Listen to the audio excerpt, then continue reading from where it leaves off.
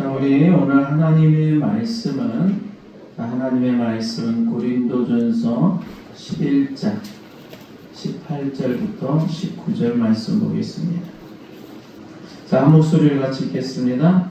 먼저 너희가 교회에 모일 때에 너희 중에 분쟁이 있다 함을 듣고 어느 정도 믿거니와 너희 중에 하당이 있어야 너희 중에 옳다 인정함을 받은 자들이 나타나게 되리라. 아멘. 할렐루야. 자, 오늘도 거룩한 주일 주님 전에 올라오신 여러분들을 또 환영하고 축복합니다. 하나님 앞에 드려지는 이 예배가 하나님은 너무 기뻐 받으시는 예배가 되어져서 하나도 땅에 떨어지지 아니하고 또 헛되지 아니하도록 하나님께서 역사하시는 줄 믿습니다. 하늘 보좌에 상달되어 여러분과 여러분의 각 가정의 일터에 하나님이 예비하신 크신 복이 소낙비처럼 내려질 줄 믿습니다.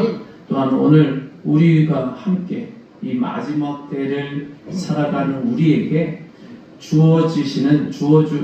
주시는 하나님의 준엄하고도 놀라운 섭리를 깨닫는 귀한 복된 시간이 되기를 축복합니다. 우리가 파당이라는 단어를 들으면 어떤 느낌이 들까요? 파당, 편을 가르는 것을 말하는 거잖아요. 교회 안에서 나는 이 사람 편이다, 나는 또 저 사람 편이다 하면서 갈라지는 것, 이것을 파당이라고 말을 해요. 자, 우리가 상식적으로 생각할 때 파당은 참으로 나쁜 거잖아요. 있어서는 안 되는 겁니다.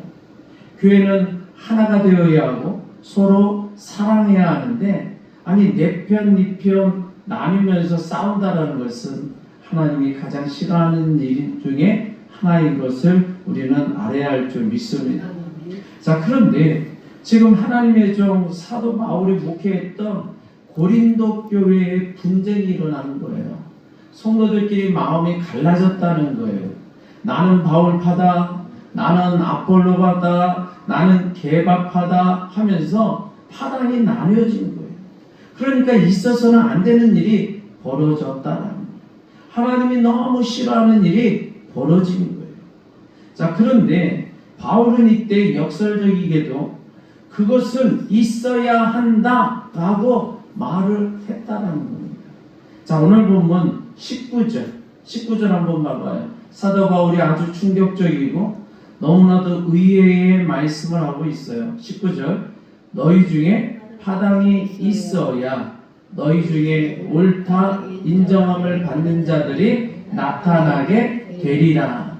다시 한번 따라서 합니다. 너희 중에 파당이 있어야 한다. 아니, 이렇게 말했다는 거예요. 무슨 말이냐면, 그렇지, 분쟁이 있어야지, 그렇지, 파당이 있어야지, 그렇게 말하고 있다는 거예요. 그 이유는 분쟁이 있고 파당이 있고 교회에 어떤 어려운 일이 닥쳤을 때 바로 그때 진짜가 나타나는 시간이 되기 때문입니다. 그때 비로소 참된 성도가 누구인지 확 드러나기 때문이라는 거예요. 한번 따라서 합니다. 평안할 때는 알 수 없는 진짜와 가짜가 드러납니다. 여러분, 바다가 잔잔하고 날씨가 좋을 때는 누가 훌륭한 뱃사공인지 알 수가 없는 거예요. 아주 초보자도 얼마든지 항해할 수 있는 거예요.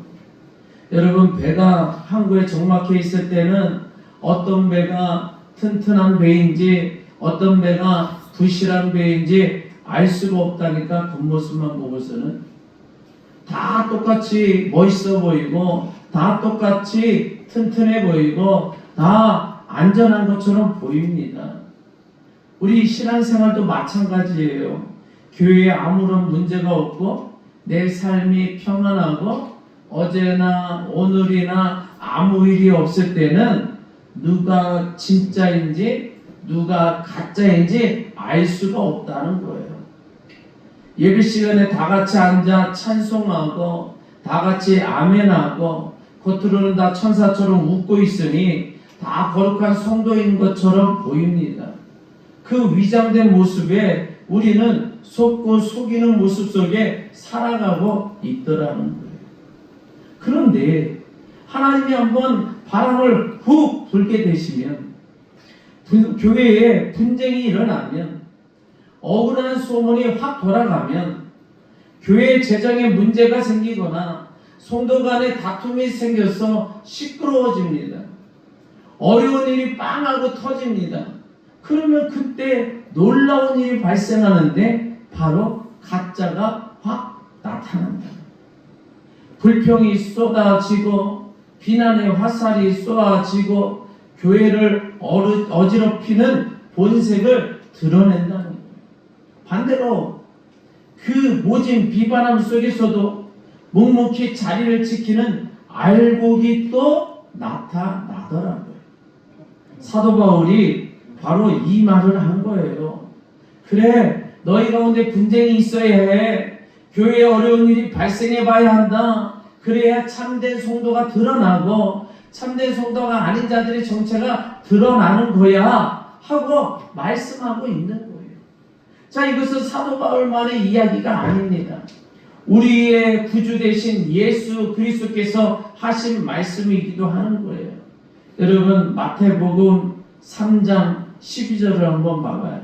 마태복음 3장 12절, 손에 키를 들고 자기 타작마당을 정하게 하사 알곡은 모아 곳간에 들이고 쭉저기는 꺼지지 않는 불에 태우시리라. 아멘.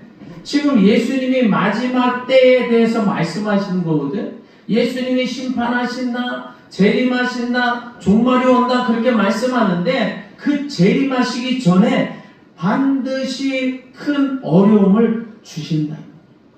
환난을 주시고 시험을 주셔요. 교회를 흔들어 보신다는 거예요. 왜 흔들까? 키질을 해야 알곡과 쭉정이가 분리되기 때문입니다. 환난이 오면 가짜 성도는 다 날아가 버린다는 거예요.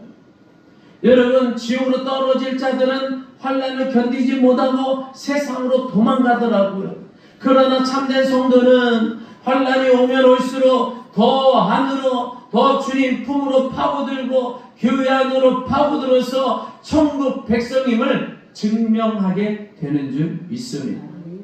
여러분, 숨겨져 있을 때는 몰라요. 환난이 와봐야 진짜 배기가 드러난다라는 거예요. 어려움이 와봐야 정말 영적 실력자가 드러나는 것이라는 거예요. 여러분, 시험이 와야 그 사람의 속사람을 볼 수 있는 기회가 생기더라는 거예요.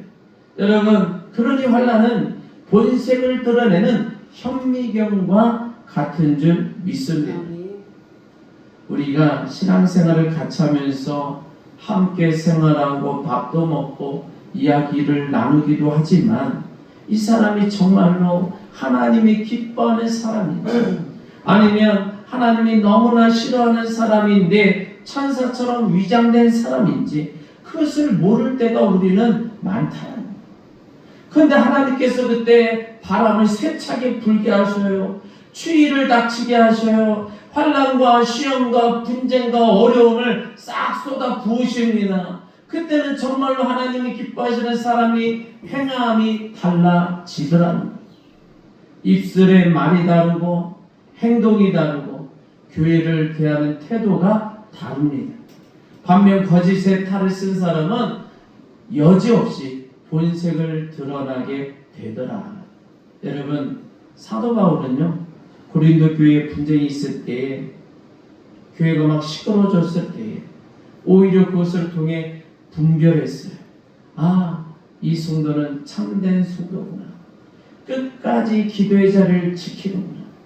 아, 이 사람은 악한 사람이구나. 교회가 어려울 때 오히려 불난집에 부채질하는 사람이구나. 이렇게 분별이 되더라는 거예요. 여러분, 앞으로 예수님이 재림하시기 전까지 이 세상에는 더 많이 올 거예요.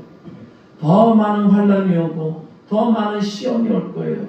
어떤 시험이 오냐? 하나님을 못 믿게 하는 시험이 옵니다. 예수님을 부인하게 하는 시험이 오고 선한 행위보다 악을 선택하는 그런 유혹들이 다가오더라는 거예요. 수많은 시험들이 파도처럼 밀려올 것이에요. 그때에 알곡과 가라지가 명확하게 나뉘게 될 줄 믿습니다. 한번 따라서 합니다. 나는 환난을 이겨내는 알곡이 되겠습니다. 알곡이 되겠습니다. 아멘입니까? 여러분은 진짜 성도인 줄 믿습니다. 알곡된 성도들인 줄 믿습니다. 그러기에 이 시간에 하나님 앞에 분별하여 나와 예배하는 거예요.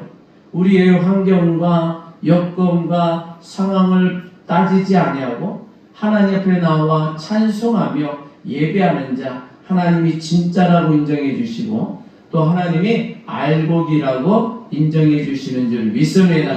하나님은 여러분을 사랑하시고 축복하시고 복된 길로 반드시 인도하시며 승리케 하시는 줄 믿습니다. 보니까 세상 이치도 똑같더라고요. 여러분 친구가 진짜 친구인지 알아보려면 언제 알 수 있는 줄 아십니까? 내가 밥 잘 사주고 또 돈도 잘 쓸 때는 몰라요. 그때는 모두가 다 친구예요. 하지만 내가 병들고 또 어려움에 닥치면 그때 그 모습이 확 달라지는 거예요. 내가 병원에 누워있을 때 그리고 내가 망해서 아무런 경제적 도움이 되지 못할 때 그때에 나를 찾아오는 친구가 진짜 친구더라고요. 여러분 자네밖에 없네 평상시에 그러던 사람이 내가 어려움 당하고 누워있으니까 얼굴을 확 바꾸는 사람도 많아요. 나에게 유익을 주지 않으니까 귀찮으니까 전화도 안 받는다고 싹 외면하는 사람이 있는 거예요. 그러나 어떤 친구는 그 병든 나의 소식을 듣자마자 모든 일을 중단하고 쫓아옵니다. 병실문을 열고 들어와서 나의 손을 붙잡아주고 눈물을 흘리며 기도해주며 오히려 자신이 가지고 있는 것을 쏟아부어 나눠주며 도와주며 다시 일어설 때까지 재생의 길을 갈 때까지 끊임없이 포기하지 않고 도와주더라는 거예요. 여러분, 여러분의 인생 가운데 그런 친구고 한 명만 있어도 진정한 성공한 인생이라고 말할 수 있어요. 세상의 친구도 그럴 텐데 믿음 안의 친구는 더 그럴 줄 믿습니다. 환난이 오면 금방 알아요.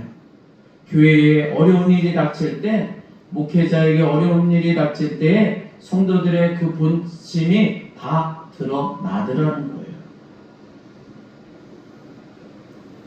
자, 그런데 이렇게 교회에 고린도 교회에 분쟁이 생겼을 때 사람들의 면면이 다 드러났어요. 하나님이 기뻐하는 사람이 누구인지, 하나님이 기뻐하지 않는 사람이 누구인지, 그때에 사도 바울이 그 교회를 향하여 대처하는 모습이 처방이 한번 따라서 합니다.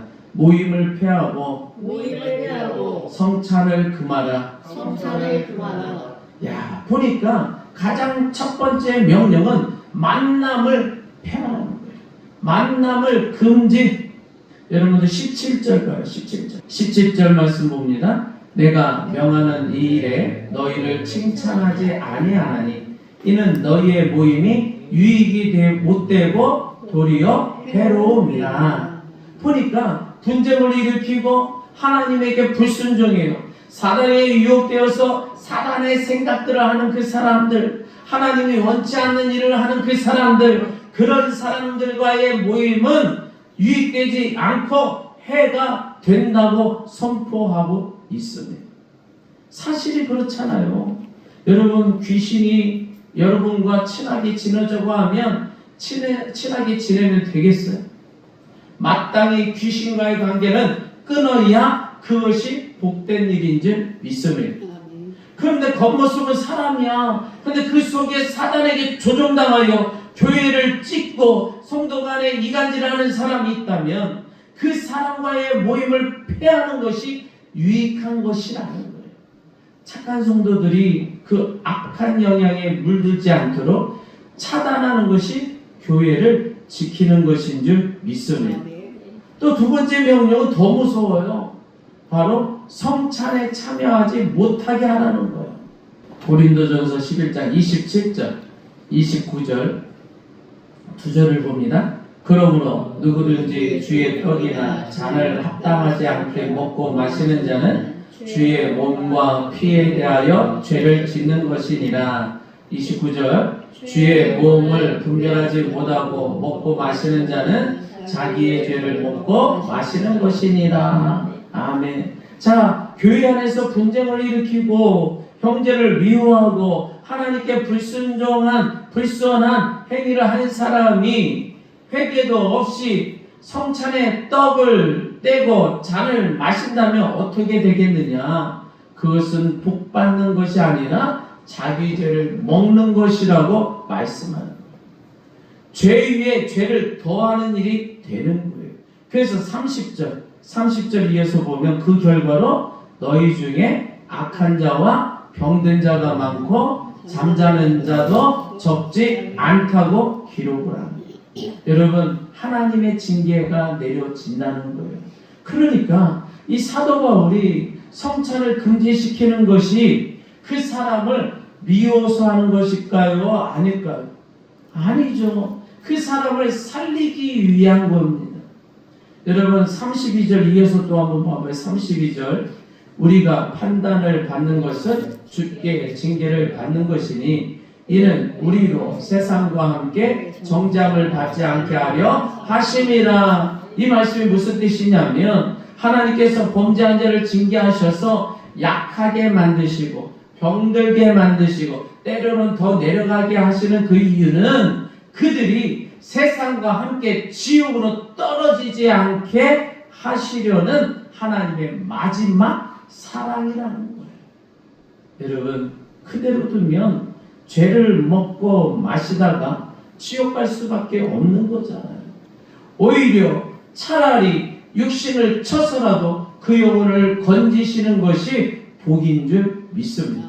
여러분, 그러므로 성찬을 금하는 조치는 그 사람에게 지금 당신 상태로는 큰일 나요, 멈추세요, 회개하세요 라고 하는 경고를 주는 거예요. 회개의 길을 열어주는 거예요. 더 큰 징계를 받지 않도록 하는 축복의 조치인 줄 믿습니다. 만약에 하나님께 벗어난 행동을 하는데도 그냥 놔둬요. 그 모임을 피하지 않아요.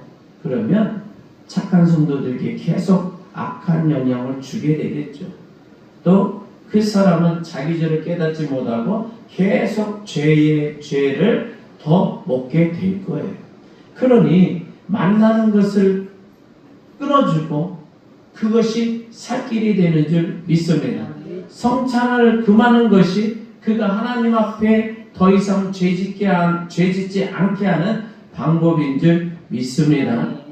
또 사도 바울이요, 이렇게 치리를 하고 엄격하게 대처했던 고린도 교회는 결국 문제가 많은 교회였죠.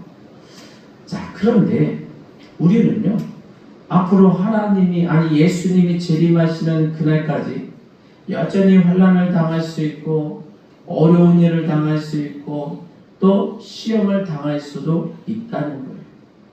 그때 우리는 교회 안에서나 세상에서나 언제나 하나님 편에 서야 할 줄 믿습니다. 여러분, 아무리 어려운 일이 있어도, 아무리 감당하기 어려운 문제가 발생한다 할지라도 첫째 잊지 말아야 할 것은 항상 하나님 편에 있어야 한다는 거예요. 그것은 절대 잊어서는 안 된다.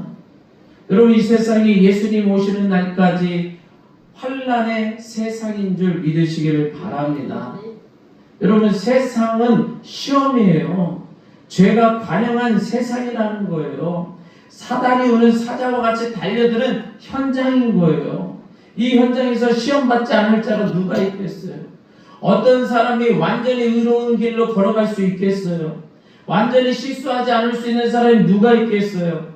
저부터가 실수하고 여러분들도 실수하고 세상에서 예수님이 재림하시는 그날까지 온전한 행위를 할 수 있는 사람은 아무도 없다. 그러니 실수한다고 정죄하고 부족하다고 정죄하고 해내지 못한다고 정죄하고 계속 그런 식으로 한다면 이 세상에서 살아남을 사람이 누가 있겠는가?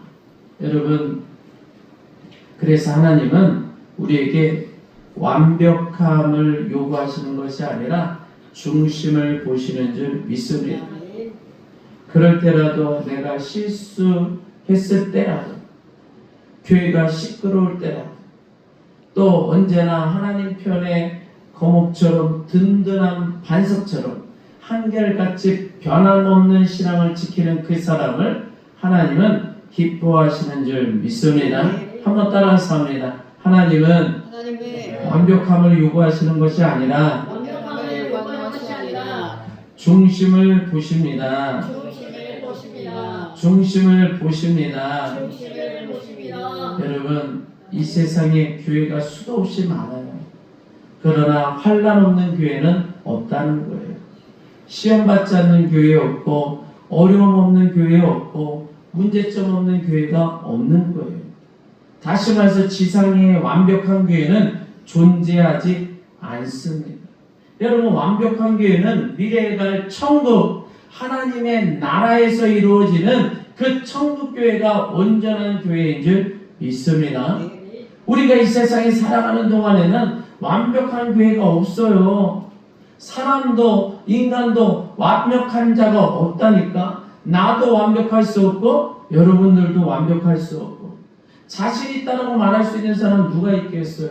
이 땅에 의인은 하나도 없다고 했는데 어느 누가 의인이라고 말할 수 있겠느냐? 없다. 그러기에 이런 어려움 속에서도 우리는 하나님 편에 서고 교회 편에 서야 할 줄 믿습니다. 하나님께서 우리에게 시험을 주시는 이유는 바로 그 시험을 통과하기를, 그것을 이겨서 하나님을 믿는 믿음이 지켜지고 교회를 지키는 훈련을 하기 원하시기 때문인 줄 믿습니다. 이 세상을 통과할 때는 어려운 환난의 길을 걸어가고 또 시험의 길을 걸어가고 도저히 이해할 수 없는 일들을 만나는 거예요. 하지만 그때 하나님의 계명을 지키면서 끝까지 가는 것이 훈련이고 연단인 것을 깨달으시기를 바랍니다. 그것을 믿음으로 받아들이는 거예요. 이것은 우리가 연습하는 거예요. 세상 없는 일이 있어도 하나님 편에 서는 연습, 그 세상에 어떤 억울함이 있어도 교회 편에 서는 훈련, 이것을 하는 것이 바로 교회라는 거예요.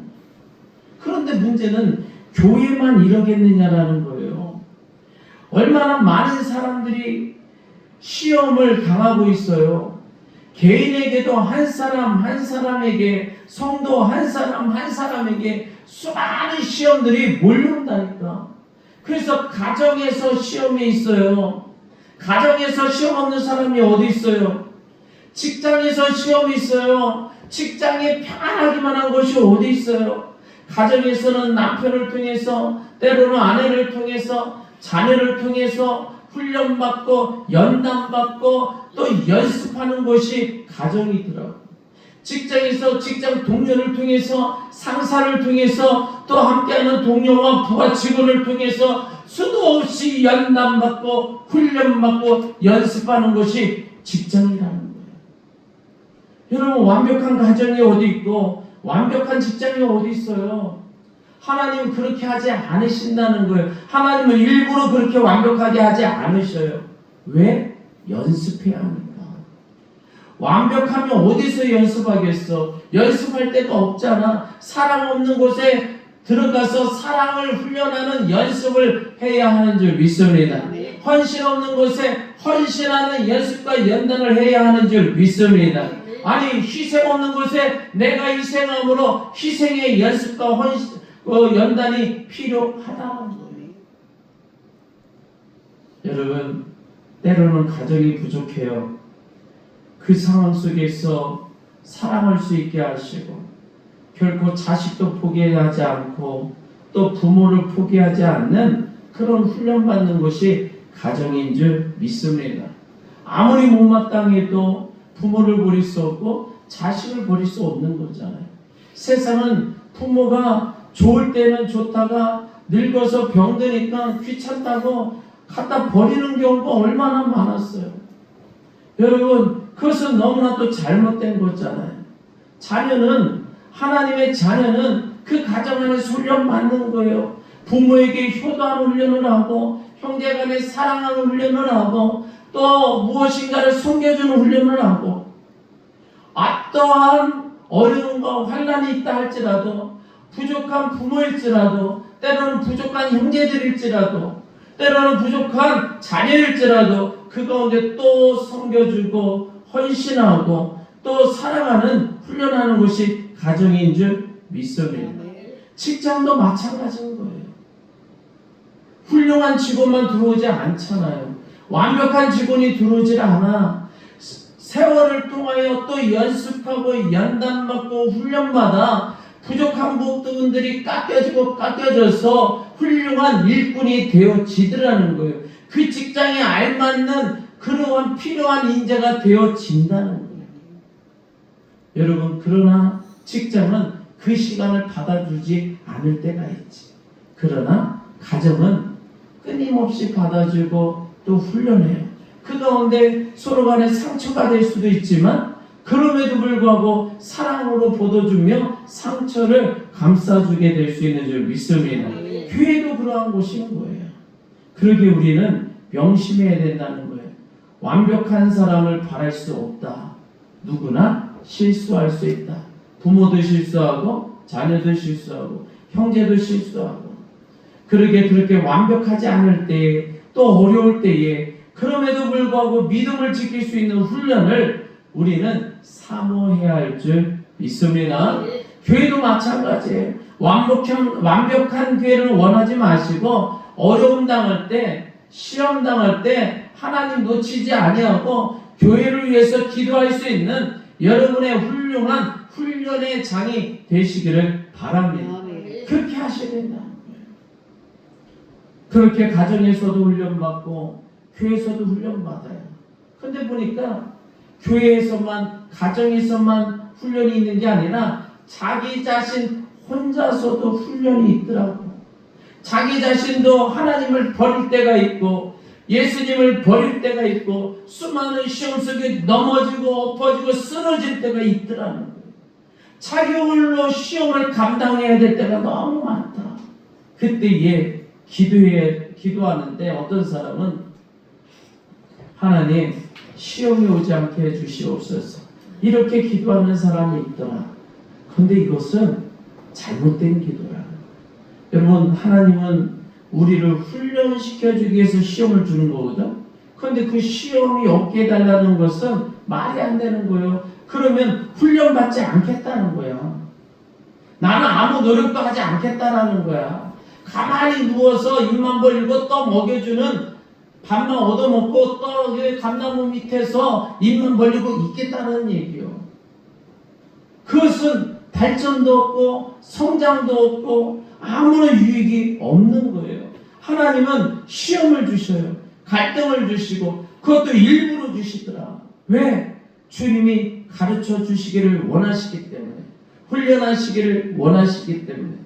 보니까 주기도문이 있잖아요. 시험에 들게 하지 마옵시고, 주기도문에 시험에 들게 하지 마옵시고 이 말이 있는데, 여기서 이 시험 테스트는 내 인생에 시험이 없게 해달라는 뜻이 아니에요. 시험은 오겠지만 그 시험 속에서 시험에 들어버려가지고 그 시험에 넘어지고 쓰러지고 망가지지 않게 하여 주옵소서, 그 이야기입니다.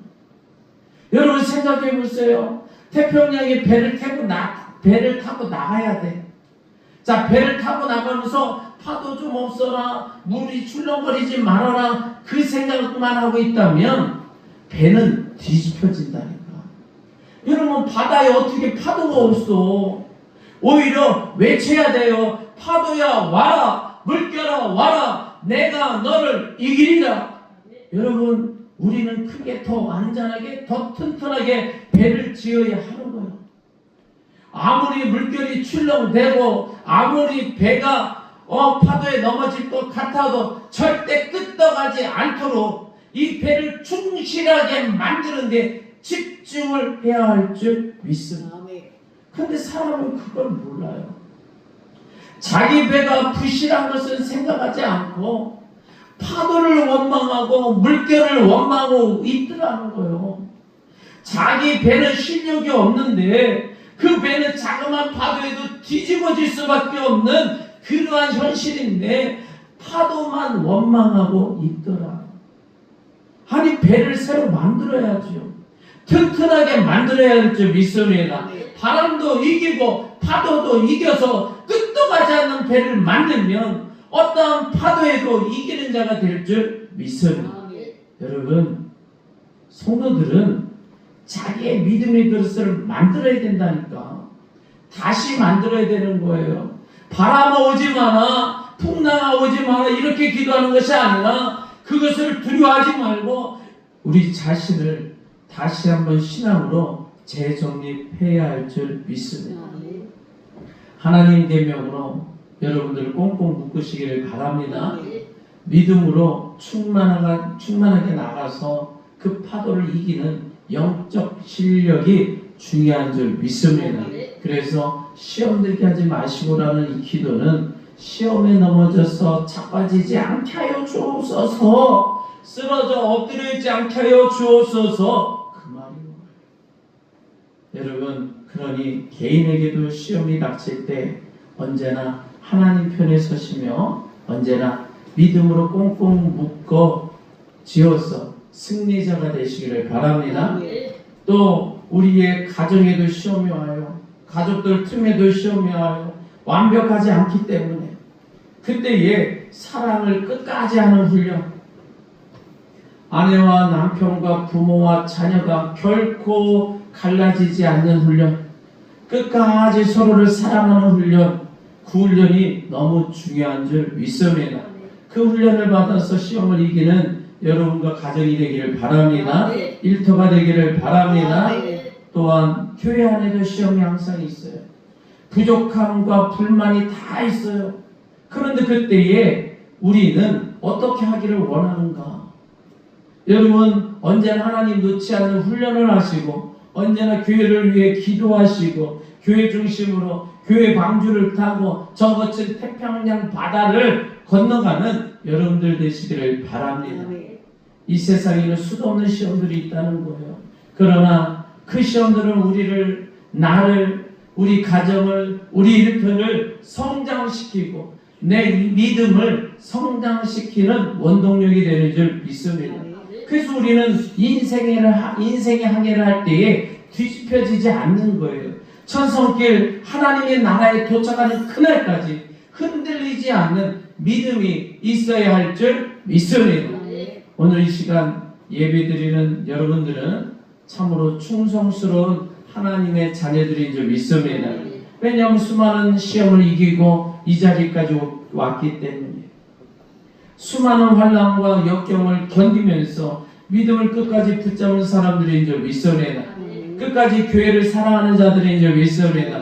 파당이 생기고 분쟁이 생기고 어려움이 닥쳐도 떠나지 않으면 하나님 편에 선 진짜 성도들이 바로 여러분들인 줄 믿습니다. 여러분들은 하나님 중심이요 교회 중심이요 언제나 믿음 중심으로 끄떡하지 아니하고 튼튼한 배로 태평양을 건너서 천성까지 이르는 넉넉한 훌륭한 성도들이 된 줄 믿습니다.